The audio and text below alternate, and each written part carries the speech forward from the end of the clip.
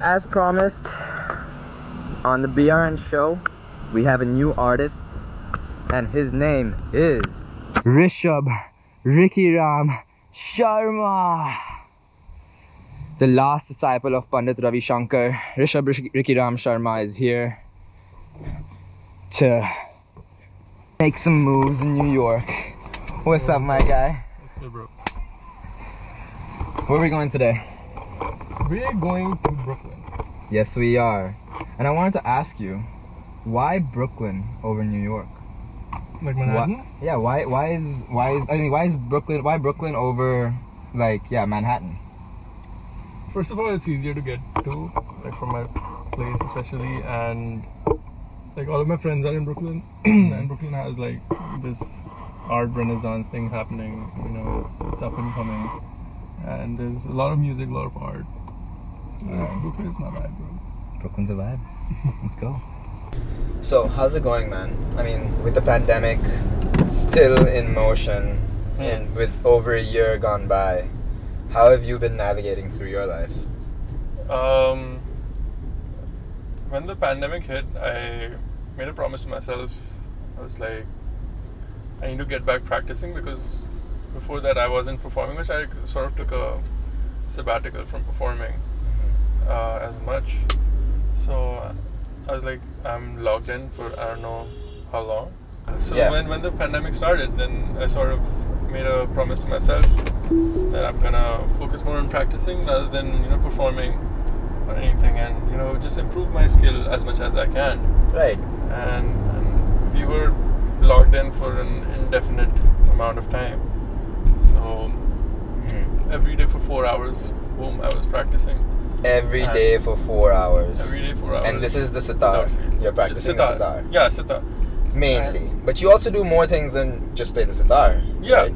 But my main focus, my voice is my sitar.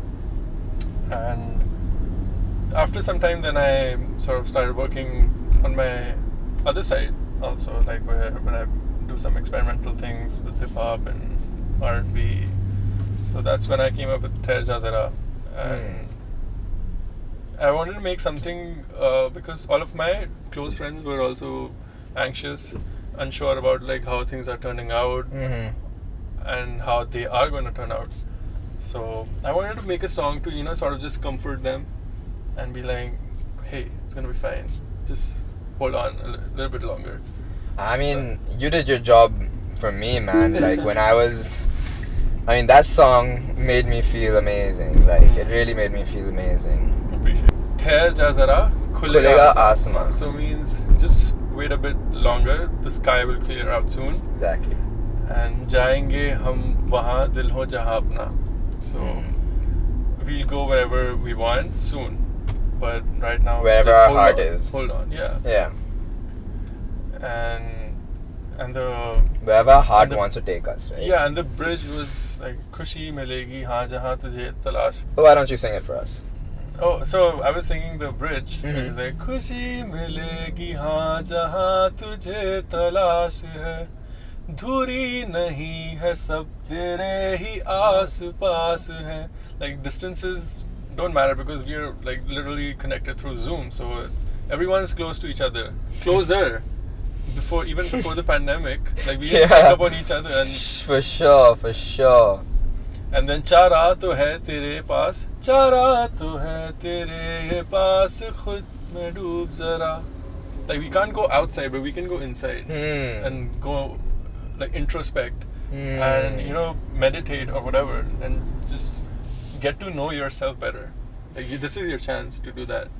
So damn, that was the lyric. So well written. Where did you learn how to write? I just winged it, man. You just winged it. Yeah, just winged it. And it turned out beautiful. Of course, I had some help in the artwork, and I always ask my close friends like, how do you like the song? So they give me some notes, and I try to incorporate those notes. And we promote artists on this channel. Yeah. All the time. So if you want to give any shout outs to your artists who've been helping you out. Shout out Vishali Baba, who made the artwork, and she also helped me with notes. Namrata Mishra, she's another dear friend of mine. So these two people were very instrumental in the song and its success. Very cool. I've kind of understood what your state of mind during the pandemic was. It was more, okay, this is my time to really become a master at something. And keep mastering it. Like, it's a non-stop grind. Like, you were like, okay, if I don't have a choice, I'm gonna keep grinding. Like, I'm not gonna do anything else. I'm not gonna chill. If I'm locked in, I'm gonna be locked in. And I'm guessing you're vaxxed now? Yep. Pfizer boy, Pfizer gang. Oof. Yeah, it's funny because we made a club on not a club, it was a room on Clubhouse. We were just like Pfizer gang only. No one else can enter because I invested in Moderna at the when they were talking about making a vaccine and stuff. Yeah. So, but like there was a hike and then it just dipped and then it just stuck there. And I was like, nah, I'm with Pfizer now because Pfizer stock has been pretty uniform. Oh yeah, in the past years for sure.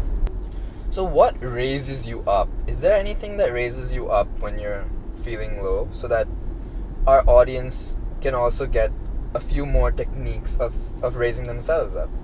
You just have to find your inspiration, man. And whenever I'm feeling low, either I will bump my own music or an artist that I really love. Fire. Music. And sometimes there are times when you don't find any inspiration. So you just gotta find harder. Yo, Mans is not touching the wheel right now. Mans is not touching the wheel right now. I was like, no. It's insane. Okay, now we're doing the interview. Yeah, now we're doing the interview, right? Now we're doing the interview. All right, so hands free. Where were you born? Delhi. Shout out DEL. And you grew up there your whole life? Not my whole life. I was, I would say 16 and a half when I moved to the US. I had just finished my boards. So right after I finished, like wrote my last board, I think it was geography or something. And yeah, we just flew out because my dad got his green card within a week because of his extraordinary abilities in making instruments. So the US government was like, okay, take it. Amazing. Your dad is a story and a half. And so we had like a period that we had to come to the US like within like 2-3 months. So we came ASAP, and then for the first year I didn't go back, so I went after like a year and a half back home. That must have been a bit hard. Until 16 and a half, 17 I would say. But how was it when you first arrived here? Like, did you feel... How did culture you feel? shock? No. Culture shock? There was no culture shock because we used to visit frequently, like for vacations, and also have some extended family here. So, and we're from Delhi, bro. Like, we know the culture and how, things operate here. I mean, man... Not for you? Not for me. I mean, I was cool, bro. I was actually enjoying... I was having the time of my life, walking through the streets of Brooklyn, man, looking around, and there was really nothing that made me feel down. Like, even though everything was not fancy, like, everything was very, like, low-key. Yeah, I felt really, like, empowered. Brooklyn be ugly, though. Like, I felt empowered. There are parts in Brooklyn, they're ugly, I don't know what it was. And my whole outlook on Brooklyn has... Well, not on Brooklyn, but, like... My whole outlook on walking around in Brooklyn has changed since I got... You want to share something with the audience? Since I got... Story time. Since I got assaulted... Oh, man, I was just practicing my recordings, trying to memorize the lyrics, and then suddenly I see a car on my right slowing down. I'm just like, I was getting suspicious. The recording in my voice started getting a bit softer, and I was like, okay. And then I just kept practicing again, and suddenly I hear footsteps coming behind me, and there's a guy running behind me with an apple juice bottle in his hand, and I'm getting scared, so I walk a little faster, but then I hear his footsteps really close, so I turn back, and my elbow hits his arm as he's trying to swing the apple juice at me. So my elbow kind of knocks the apple juice out of his arm, but his arm hits back of my hand so hard. I have a big black bruise here, bro. I hope. Let me see. Look at this shit, bro. Genius. Look at this shit, bro. What the hell is that? It's disgusting. Fuck. But must have been a dare or something. Yeah, no, exactly. They were kids. But it really hurt. That was not cool, bro. That was not cool. That was not cool. I was wearing my Yeezys that day too. You got some apple juice on my Yeezys. Like, man, like, you gotta respect Ye at least, you know. So, what school did you attend in Delhi? Speaking of school, my college just crossed. No way. Yeah. Which college is that? I went to Queen's College. Queen's College. Oh yeah, we just passed. Okay. But yeah, QC. Shout out QC, and shout out DPS RKP. That's where I went to, and back home. That's the #1 school in the whole white country. DPS RK. So not Pathways. Nah. Pathways, bro. DPS is where it gets real, bro. That's a real word, bro. That's what I've heard from people actually. That's where there's all types of people. Diversity is kids from Anubhav Shiksha Kendra who are like, I mean, I consider myself very privileged, but there are kids who are not so privileged. There's some reservations for them, and which is great. And so you interact with, you know, real life people, like how life is out of school. True. So you get a taste of that. So I'm glad that I went to DPS. Although they did not support my music stuff so much, but it was a good experience overall. Right. I miss my time in school, to be honest. And what led you to going back to school when you came to the United States? Understanding that you were going into music. So did you study something in school related to that? No. So I majored in economics, and firstly I wanted to do finance because my parents heard that that's gonna get the bread. Yeah. So they pushed me into finance, and they were like, okay, so you should study. And I like studying. It's not like that I only enjoy doing music or something. So right. I love studying. So I was like, I want to do something academic as well. Right. So along with my music stuff. So you ended up doing finance? No, I picked finance as my major. Yeah. But in the middle of it, then I was like, nah, this is not for me. And so I went to my advisor, and he was nice enough to, you know, help me out with my major. And he was like, whatever credits you have translates into an economics major. So, and you just need, you know, a couple more classes, and you'll be done with your major, and you can do anything you want. Nice. So I was like, okay, all right, bet. Then I did those 2 classes, and after that, then I just focused on music. Nice. Music production, and then I did music production and economics, both out of college. Nice. And when did you start playing the sitar? I started when I was 10 years old. So before that, I used to learn the guitar. I was pretty good at it. I was playing songs and beats, but I never dared to, you know, pick a sitar out of my dad's store and try to play it, because these are like expensive instruments, man. They're like $2,000 plus. So they can't be made with a machine, right? No, it has these to be are handmade. Handmade by my father, and yeah, I didn't dare to, you know, take one out and try to play it because I was so scared. But at my school, there were, you know, not so good sitars, and which were, you know, violated by children, and so I was like, okay, let me try. And funny enough, like the sitars that were there at my school were gifted by my grandfather, like 25 years ago. So wow. Yeah, my grandpa Pandit Ravi Shankar, so he gifted when the school was made. The instruments at my school were from my family. Insane. But that's 25 years ago. Yeah. I mean, damn. Those instruments were 25 years old at that time. Yeah. So now they're like 30, 35 years old. Oh my god. So that means your family's been doing this for 4 generations now. 4 generations. 1920 we started in Lahore, Pakistan. After that, the partition happened, and then we moved to Connaught Place. Then we moved to Wall Market. That's where our main store is now. And now we opened a store here in New York City. That's crazy. So where do you want to open up your next store? Next store. I want to try LA. LA. Yeah, that would be really cool. That would be really cool indeed. Yeah. And you know, coincidentally, my mom's side of the family, my nana, he's from Karachi. He was born in Karachi. Nice. And during the partition, he had to come over. Yeah, and a lot of people had. At the age of like 7, with like, you know, like nothing. They leave behind everything. Yeah, They the had stories buildings are there more- and stuff. Like, leave everything, start fresh in a refugee like camp. Like, how do they make? Because that's why I so much respect my great grandpa Rikhiram. He's the one who started everything. So he had to start fresh twice, and still he set an empire for us to enjoy. So Wow.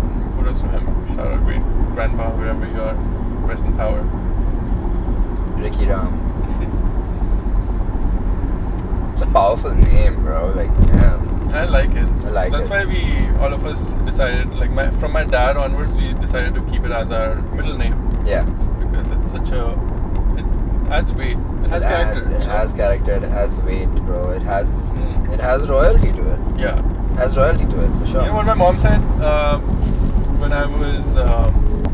I had an alias Rish, which is Rish. It's like naam chota nahi karte. Like you don't cut your name. Naam is like your name should be big always. Oh, okay. So I was like, okay, so let me just include my middle name as well. Yeah. Because there are plenty Rishab Sharmas out there. Yeah. It's like, but there's only one Rishab Rikhiram Sharma. Yes. This is me. That's true. So I started putting out recordings by Rishab Rikhiram Sharma. Nice. So what's happening with your alias account, Rish? So Rish is my rap / hip hop / experimental music alias. Okay. And it's written Rish. Okay. And yeah, so Terja Zara was uploaded there, but I'm gonna move it to Rishab Rikhiram Sharma because I'm trying to make an EP Right. out of it. So basically, you kind of have the Rish to put out things that you don't really want many people to see initially. Is that the thing? No, it's just an alias thing. It's like my alter ego. Your alter ego thing. Because there's a Hindustani classical side to me, like Indian classical, and Yeah. also like this experimental hip hop energy. And my friends call me the hip hop Sitarist. Interesting. So I'm guessing your inspiration was your grandfather for music, or was it your father?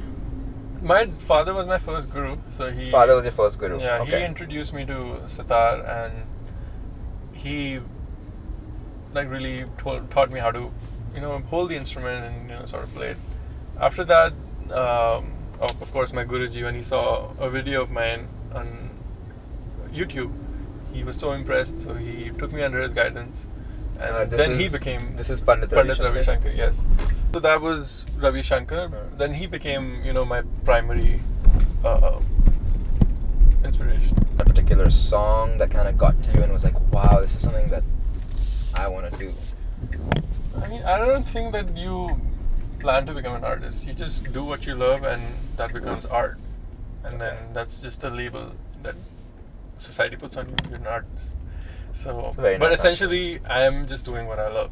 Right. So I don't think about like me being an artist or, I'm the shit. Yeah. I'm just doing what I enjoy and reaping the benefits. No, but honestly, I've seen you at work. I mean, I've worked with you, and you're working really hard, man. This is not something everyone can do, man. You're juggling more than just one thing or two things. You're juggling an insane amount of things, and you're getting it out there, and you're doing your thing. You're going for your gigs, and you're getting the exposure. You've gained so many new followers, so many new fans, and organically that too. You've not done any like paid promotions per se, right? Nope, zero. So this is all organic, and he's just recently reached 10K followers. So this is big. For a sitarist, yeah. For a sitarist. I mean, it's big for anyone, man. It's big. 10K, all organic, true fans. We're there to just listen to you. I think I'm one of the only sitarists of my generation who has that many followers. Hey, BRN did promote some of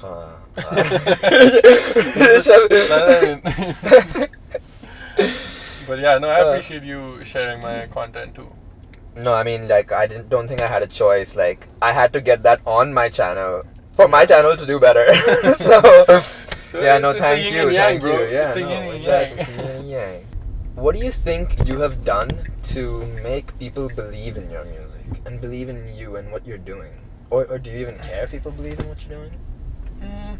First, I mean, earlier I used to be like, oh, people should love me. Mm-hmm. I should be loved. But for like more than love, it's like just respect and respecting the music. And I think also in India, like the Indian classical music needs a good marketing team, and they need to glorify our own music and our own culture for people to, notice it and adapt to it. Yes. So that's something I feel that's lacking, and that's also something that fuels me. That I should do it even with more power and more intensity, because this is something that is lacking, and there are literally no role models left. Like my Guruji is gone, all the Jasraji is gone. Like all the great artists are they're old and they're leaving us. There's some really cool new Indian artists though, bro. Prabdeep. And no, I'm talking in terms of the Indian musical. Oh, you're talking about Indian classical. Indian classical. Yeah, okay. Indian classical. Okay, so not Indian hip hop. Yeah, I didn't talk about your tour, right? Yeah. So what happened in your tour? Was this your first tour after the pandemic? It wasn't a tour. Okay. Because it was only like a couple of performances, one city, and so I went to Kentucky in Louisville for a dance festival. So in the middle of a dance festival, they wanted a Sitar recital, and they were like, you have to come and play for us. And I did a hour-long performance with my dad, and which was beautiful. Especially like how the South Indian community organizes concerts. It's very traditional and very legit. Right. And so I didn't feel like I was in the middle of America. And they also gave me a very nice Angvastra, which is it's a very nice silky fabric that you give at the end of the recital. Interesting. So they gave me that as well. So that's a very Indian thing. Something very traditional of our culture. Yeah. So it was a nice performance. I performed 2 rags, and it was very well appreciated. At the end of the recital, though, I invited one of the Mridangam artists. He's a percussionist. So I invited him to, sort of jam with me. Then we played Pink Panther and Game of Thrones. I saw that live performance, right? You did? Yeah, it was on. Oh yeah. It was on. I think you've posted something about. You have like a little video of you playing that and like jamming out to it, right? Yes. So I did the same performance live. Oh, you did it like proper live then? Yeah. Wow. So what was that performance? That was in like a really dark room in New York. Which one are you talking about? The It was one where I think it was a Pink Panther theme that you were playing.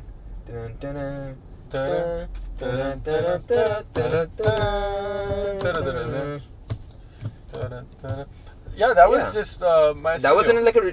No, what really? No, you were. I think you're talking about the Game of Thrones one. That was the QC studio.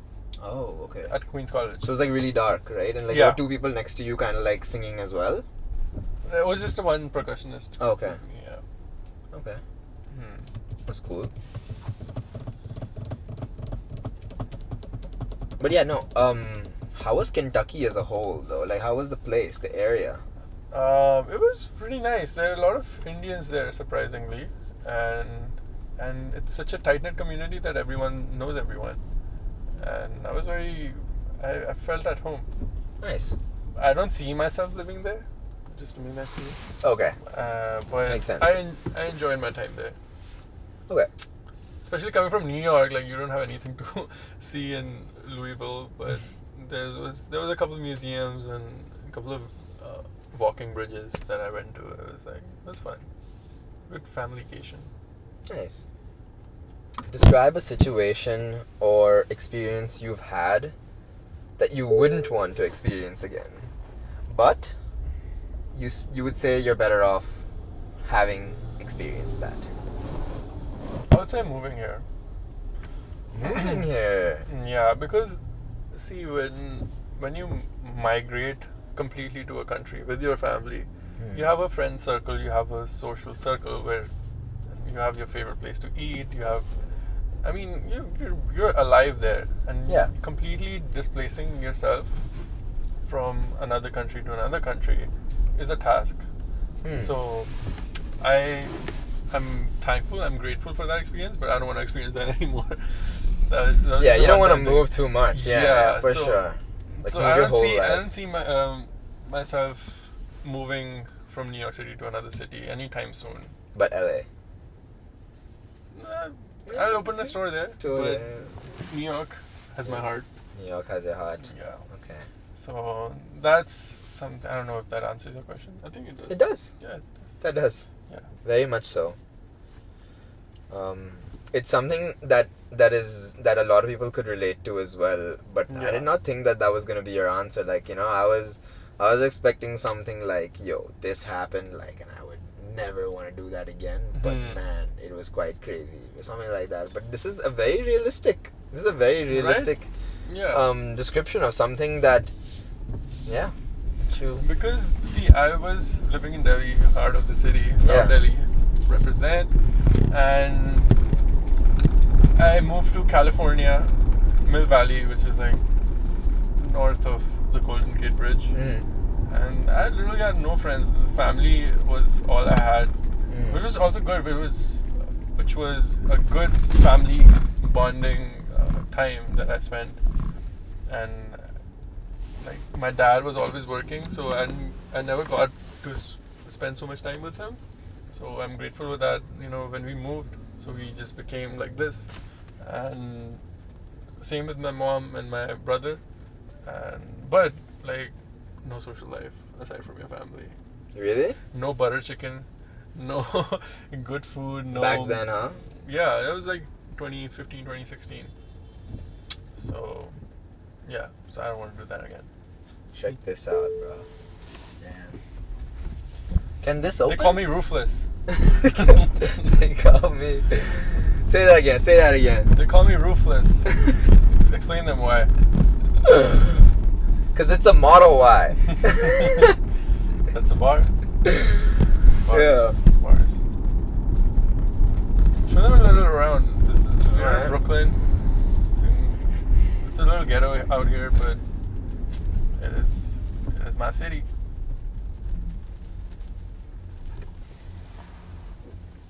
Check that out. Spider web fuel tank. I hope this quality is good enough, bro. Yeah, it is. Should be. Very decent. It's kind of... I record all of my content from the front camera. Front camera? Yeah. I just don't have a gimbal for the stabilization. So it's going to be very shaky. It stabilizes on its own. Oh, it does? Yeah.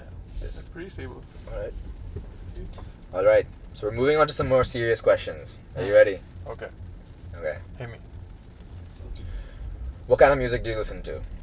Everything. Is it like a rapid fire? I don't know. No, that wasn't a serious question. Okay. Now is a serious question. Name me your top 3 songs of all time. My songs? Yeah. Alright, let's say your top 3 songs that you have written of all time. That I have written? Oh, yeah, okay. that you have created, I guess. That's a very good question. So Ranjana would be number 1. I'm really proud of that song. And Tilakamud is another one. That's one of my favorites. And this next song that's gonna come, that hasn't released, Chanakya. That goes hard, bro. That's like... What is Chanakya about? Chanakya is about Chanakya. What is Chanakya? For someone who hasn't grown up in India, I don't know what that means. I don't know what that Chanakya is. So Chanakya was the greatest kingmaker in the history of India. The greatest kingmaker? Kingmaker, yeah. Okay. So he literally picked up an orphan, Chandragupta Maurya, and he made him the king of India. Oh, I think I've heard this. Okay. So the song is inspired by him. Okay. And growing up in Delhi, we used to watch a show, Chandragupta Maurya, that used to feature his teachings and how to conduct yourself, discipline, and all that. So also the song is like a war song. Mm-hmm. Big drums, big orchestral percussion. The orchestration is such that it charges you for a battle. And there's a sitar on top of it. The orchestration is such that it charges you for a battle. It's like, very well explained. imagine like I'm in a fort, right? And there are drums like on the ground level, and I'm on the first floor playing the sitar on top of it. Damn. Okay. And the army's going out for a battle. Sick. Now I see that. And do you have a top? Okay, no, I'm not gonna ask you if you have a top 3 artists. Tell me your top 3 artists of all time. Okay, this one's easy. Ravi Shankar, Kanye West, and Deadmau5. Yep. I did not see that coming, but that is a really I love Deadmau5 because he knows how to create an experience, not just music, but also visual and how to just present your music. Right. So I learned and I'm inspired a lot by him. Okay. Same with Kanye also. Kanye is like the whole energy and the confidence. Oh yeah. And Kanye's always been in my top 5. Yeah. He's someone who hasn't been able to be shifted out of my top 5. I don't think he ever will. Yeah. But let's say hip-hop artist-wise. So Kanye, Cole. Who are your top 3? Kanye, Cole, and damn, the third one is a tough one. People would be like Drake, but no. not in top 3, but not my top 3 either. I would say, damn, I want to say T-Pain. What? I want to say T-Pain. Yeah. What did I just hear? What did I just hear, bro? What did I just hear, bro? The whole game, bro, with the auto-tune and that. Okay, that man can sing. So you're looking at artistic feats as something to look up to. Yeah. Yeah, and that makes sense. I guess some people who change the industry for the better. Yeah, I want to be that change. That's really interesting. I remember when my first T-Pain song I ever heard was T-Pain, you know me. That actually wasn't the first song that I heard. Oh really? It was Take Your Shirt Off. Take your shirt off. Take your shirt off. Take your shirt off. It was hard. What was that song, bro? Of course, like Pusha T, Drake, and yeah. You heard that song? Jay-Z. Who? The Take Your Shirt Off thing. Yeah. What the I don't know the lyrics. I mean, I don't remember the lyrics, but I really enjoyed your song Ranjana. Thank you, man. Yeah, of course, man. And it's on all platforms now? Spotify, Apple Music. Apple Music, blah, blah, Spotify, blah, blah, blah. Okay. I mean, the hook is crazy catchy, and the lyrics are so close to the heart. It's something I can see catching on very soon, especially with things opening up. And Yeah. I know you described that was your vision for this song, Yeah. right? But can you take me through these lyrics personally? For Thair Ja Zara. Oh no. Wait, what's that? What am I saying? Can you take these? Okay. Okay, we have enough for the Ranjana. Bhai, ab kya karu? I really enjoyed your song Ranjana. Do you want to say anything about it? Yeah. Tell me. So Ranjana was actually inspired. I was in a long distance relationship at that time. So the lyrics literally says Ranjana Aya, like my beloved is here. So it's like someone longing to see their beloved, looking forward to see them. And I think this was the right time to release it also because a lot of couples were, split because of the pandemic and the lockdown. So they weren't able to see each other. Right. And where was this what was this relationship taking place? So you were in Brooklyn and you were doing a long distance. Yeah, back home. Back home. Yeah, in India. Yep. Damn. But I think like a lot of people relate to the song now. So I was like, this is a good thing to put it out there, right? But how come you just only released it? I mean, yeah, I've been working on it like for a couple years. For a couple years now? Yeah. Yep. Wow. So before the pandemic? Or... Yeah, that was before. Ranjana was before the pandemic? Yeah, I think the first idea that I laid down was in 2017. Okay. Wow. And Bro, 2019... I just came out 1 year from high school. I just graduated high school a year ago from 2017. And you had written Ranjana. Yep. Wow. Damn. And 2019 is when the whole song took shape. Okay. And then it just sort of took a backseat. Then, because I'm a perfectionist, I'm very OCD about things. Like even like a lisp here and there bothers me. So you might have noticed it, working with me also. So like I'm very particular about things. I mean, you seem to like a lot of my takes, bro. So like, I don't know. I mean, that's just you, bro. So then Ranjana finally took shape, until a couple months ago, and it was like a finished product that I was like proud to put out there and be vulnerable about it. Okay. And it's so well received, and people are loving it. And thank you so much, guys. Of course, it's something that's been stuck in my head for the longest time. And then suddenly I transitioned from that Ranjana, and then it transitioned to Kuch Banu. Those are repeating in my head. Like continuously, I go from that to that. I'm like, what are the lyrics in the middle? Like, I don't even know lyrics. I just know your part. Yeah. But it would be hard, right? Yeah, that's a good mashup. Yeah. It's a good match. It would be a mashup for sure.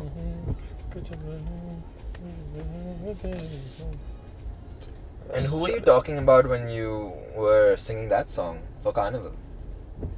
Was there someone in particular again? Another long distance relationship? Not no one in particular. I think it sort of relates to anything.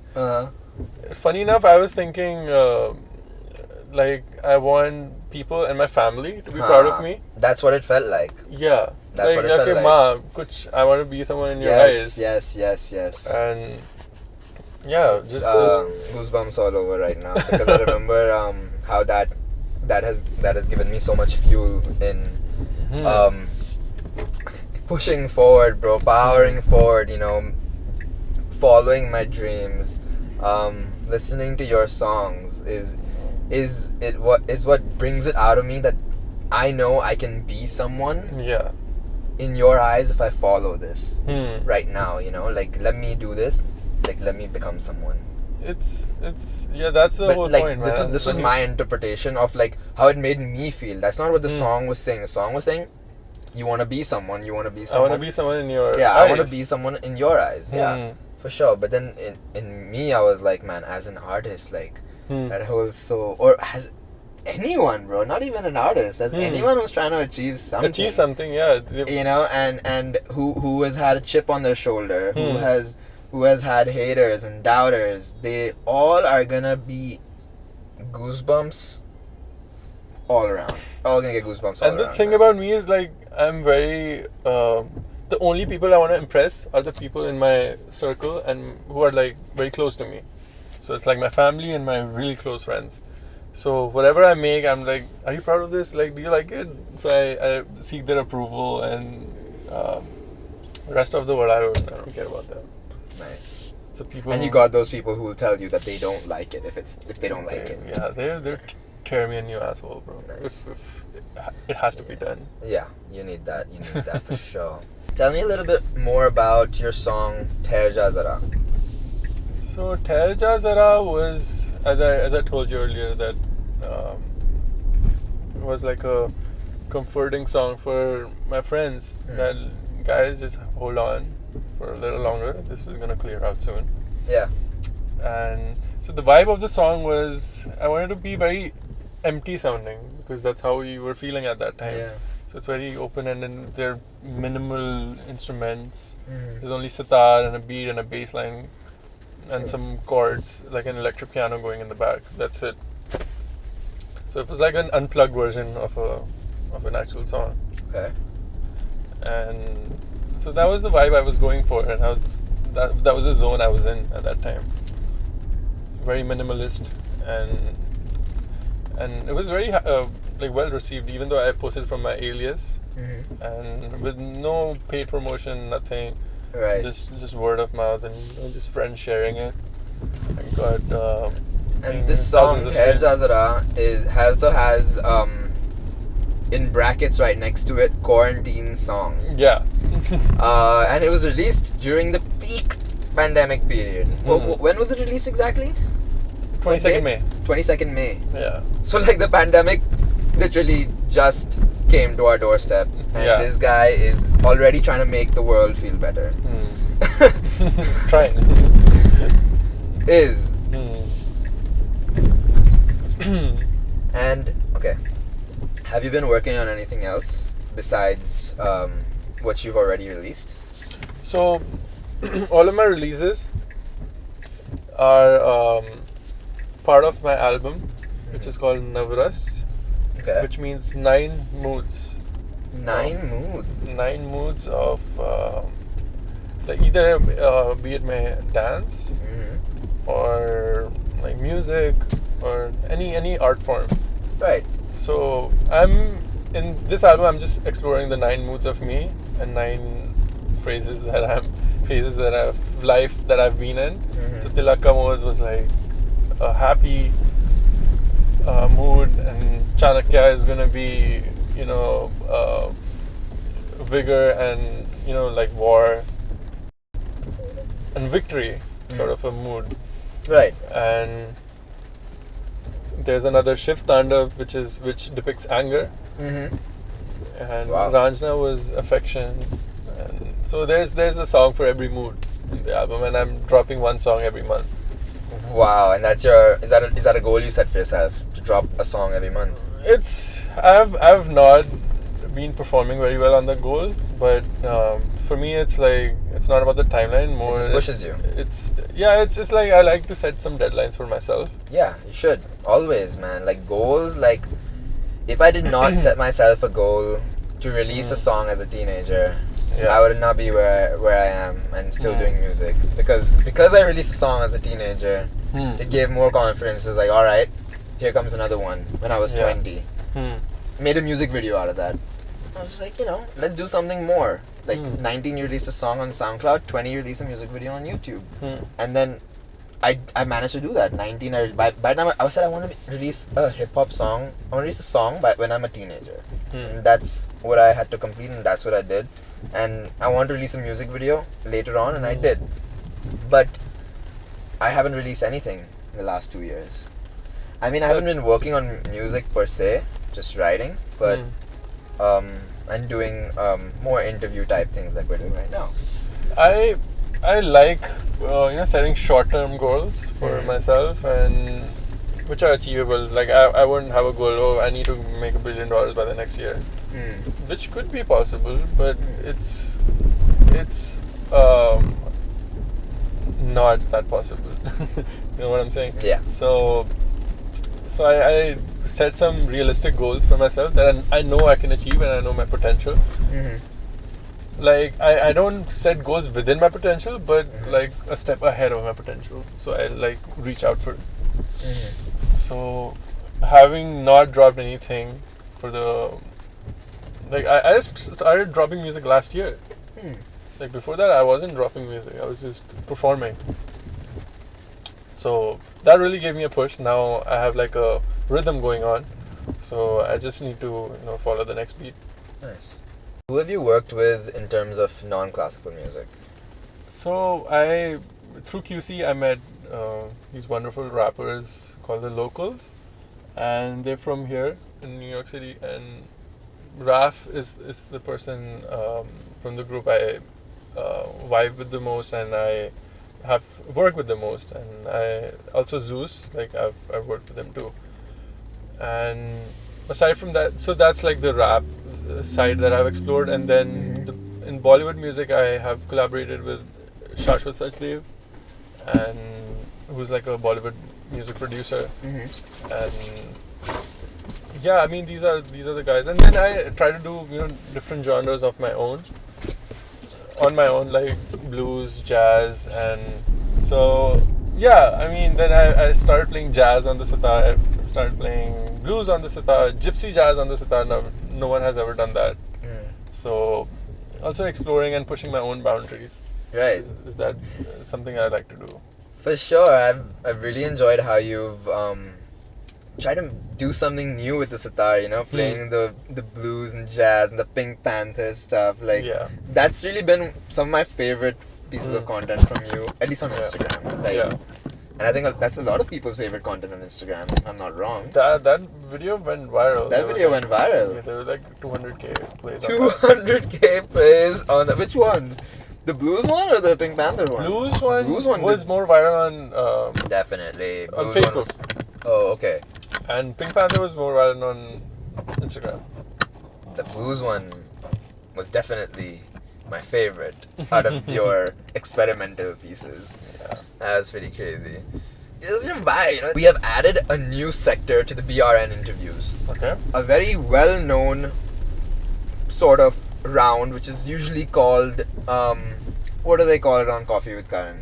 That like Rapid fire? Huh? Rapid fire?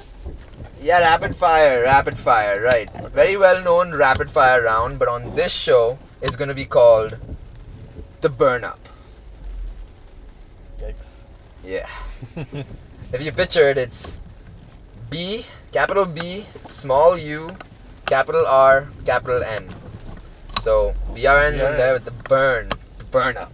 You ready for the burn up? Alright, burn me up. Alright. So, I'm going to ask you a series of questions. You have until... Wait, I'm going to wait for this to turn to 52 because I don't really have the ability to start a timer. But, alright. So I'm going to ask you a series of questions and you have just 1 minute to complete answering all of them. Damn. If you do not complete that, you will not get a signature signed t-shirt, BRN t-shirt from me. Okay. But if you do, you can get as many as you want. Okay. But regardless whether you win or lose, you need to sign a t-shirt for me. I got you, bro. Thanks, bro. Can we do this when I'm not driving though? Yes, we can. So cut to the studio. Yeah, for sure. Later. Now we're in the studio, as I promised, and as you promised, you're ready for the burn-up. I'm nervous. So once again, you have 1 minute to answer all the questions. If you manage to complete answering all the questions decently, and I'll be the judge of that, so it's like a very biased game. But if you are able to finish all the questions with a decent answer, you can take home as many merchandise as you want from BRN. And I'll sign some. And if you do not complete the questions in time, you get nothing. I got nothing to lose. All right. You ready? Yep. Let's go. I'm ready, bro. 3, 2, 1, go. Favorite homemade food? Ramen salad. Favorite fast food? Popeyes. What was that? Popeyes? Popeyes, okay. One thing you can't live without. My ex. Something you're what? You're what? My ex, bro. My sitar, bro. Okay. Something to accomplish in the next 5 years. Just be better at my art. Be better at your art, okay. If you weren't doing music, what would you be doing? Flying. Flying. Yeah. Interesting. That's hard. Somewhere you've always wanted to go. Italy. Italia. Me too. Favorite TV show currently? Oh, Dave. Dave's fire on FX. Favorite new movie? Damn, that's a hard one. You're running out of time. 15 seconds left. I don't watch many movies, bro. Okay. You have the chance to work with Drake, Kanye, J. Cole. Kanye, bro. Rank them from 1 to 3. Who would you Kanye, want Cole, to Drake. work with from the most to the least? Kanye, Cole, Drake. Kanye, Cole, Drake. I would do Kanye, Cole, Drake. Fuck. I would do Kanye, Cole, Drake. Sorry, Cole, bro. I love you, bro. Alright, that was it. Dude, I actually liked a lot of your answers except for one of them where you said You don't watch movies. No, bro. This guy don't watch movies, bro. Movies are lit. But anyways, I think you did a fairly good job, so I'm gonna go grab that work in grab that t-shirt, bro. Yeah, for sure. Go grab that t-shirt, bro. Go grab that t-shirt, bro. You gotta grab that t-shirt, bro. Go grab that t-shirt, bro. Yo. Oh shit, he made it, bro. We out here, BRN Studios, you know. Blood, sweat, and tears all day, every day. Gonna give this to Rishab. Anybody got a pen in the studio? Oh, thanks. Thank you, bro. Thank you. This is for you. Let's come back in the light. I'm gonna wear it right now. Let's get a picture. Let's get a picture. And hand it to him.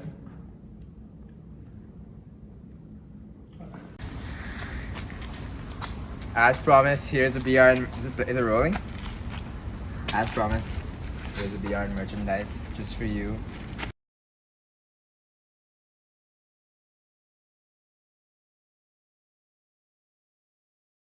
Alright. Fresh as fuck.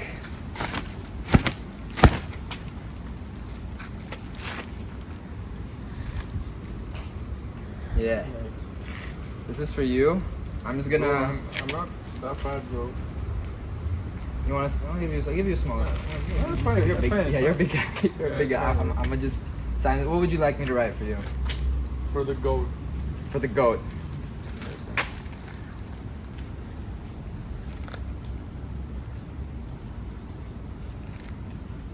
Get in here, bro. Get in here. Get in here, bro. Goat.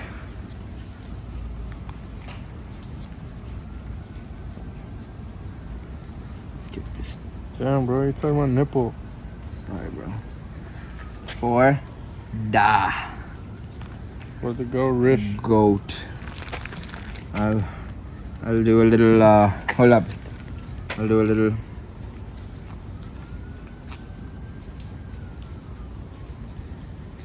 Man, good luck. Good luck, Rish. Man, say good luck. Good luck, Rish. Yeah, dude. Good luck going back home, bro. I don't know what's waiting for you back there. But yeah, could you Yeah, I got you, could bro. you get me, bro? Thanks. I got you, bro. Don't let What it. you want? What do you want? What you want? Get it on the front of the t-shirt, please. Yeah, I got you. All right. Anything, bruh. Anything you thinking.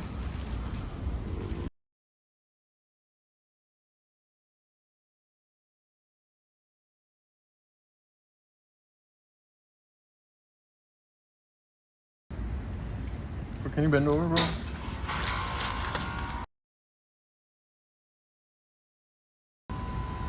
That doesn't work. Let's go, bro. What does it say? What does it say? Sit down. This goes hard. Thank you. Show the We out. We out. Be humble. Be humble.